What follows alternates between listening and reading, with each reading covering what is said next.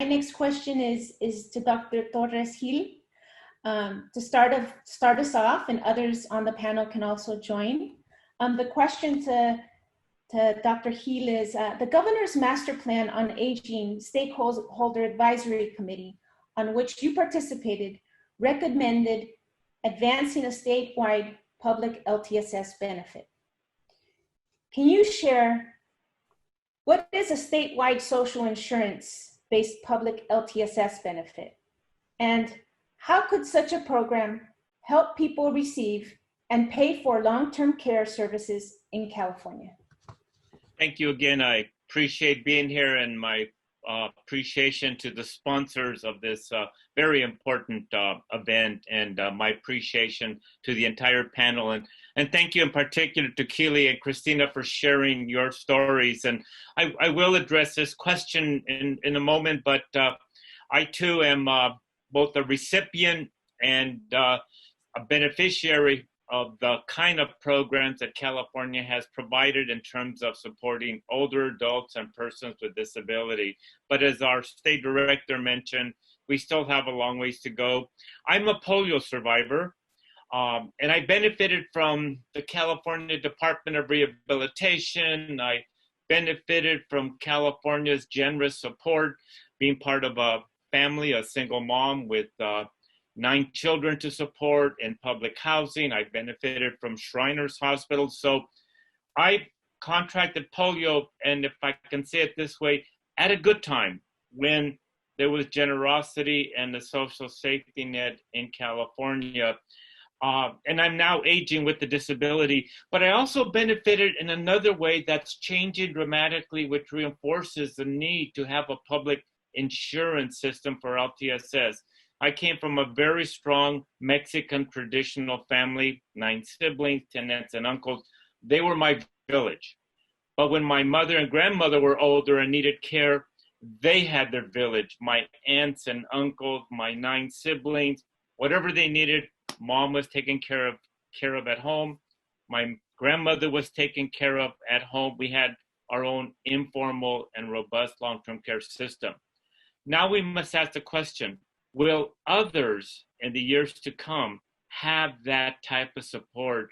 And I think it's well recognized that we are losing many aspects of that informal, traditional support system, whether it's for African Americans, Latinos, API, indigenous communities. And more, we need to ensure that we fill that growing gap with public support. And if we look at the demographics, not only are we living longer, not only are those of us with the disability enjoying greater longevity, but more of us, by the way, will be living and growing older as single persons, either never married, divorced, widowed, and we are having fewer children. And thus that's breaking down. And as we know, the available long-term care workforce is not going to be quite as available as we had in the past. So that gets to your question. That's really crucial, Kim. What can supplement, complement what we're beginning to lose? And ultimately, we need a public system that's a model of social insurance. We do not have that in this country. Unlike most of the developed, advanced nations, which have universal health and long-term care services as a right, as a social and civil right. We don't have that. Various states, however, have made efforts, including Washington State, Oregon, Pennsylvania, and we now need to look at that for California. Washington State now has the first kind of public social insurance system for long-term care that requires a payroll tax, not unlike the Class Act during the Affordable Care Act, when we attempted to institute a publicly financed model at the federal level. Its great weakness, however, is that it was not mandatory. It was a voluntary system, so actuarially, it did not pencil out. So the Class Act, which could have been a model of a public financing system that we pay into, and over time, we receive various types of home and community-based services, that's kind of in a deep freeze. So what can California do? And not to jump the gun with our state director, but certainly in our master plan on aging, one of our major recommendations for the state legislature and the governor's office, and we know there's tremendous support under long-term care, is in fact coming up with a system of long-term services and support financing, whether it's a payroll tax, whether it's a state public partnership, whether it's an employer tax.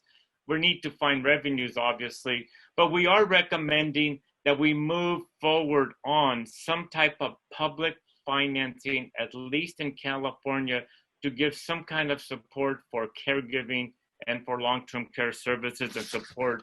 Certainly, we know we need to reform the system, make it more efficient, more integrated, and certainly we need to make this a basic right as well as healthcare rights. So in answer to your question, I think we all realize that we're going to need public financing. How and in what manner and where the revenues come from still have to be sorted out. Certainly we have a recession that we have to get through, but in time we can do it. But I'll just end this last thing. One of the other great challenges besides financing and making this a universal right is how do we get the public to recognize the stake they have in creating a social safety net that assures all of us that we can have some level of caregiving and home and community-based services given all the demographic changes we're facing. And that's one of the toughest things we have to deal with because, let's face it, most of us are in denial until the inevitable happens. And so we need to find a way to also get to not just younger persons to realize they have a stake in moving forward on this objective, but with the growing proportion of California's population from ethnic, racial, and immigrant groups, they too have an incredible stake in creating such a system that complements what are their traditional expectations of caring for one another. So we have a big challenge. I'm hoping that us aging baby boomers will put our votes and support and influence to working with the state legislature and the governor's office, and certainly for younger generations, we're doing this for them as well. Thank you. Thank you so much, Dr. Torres-Gil, for helping us envision a future where there's dignity in care.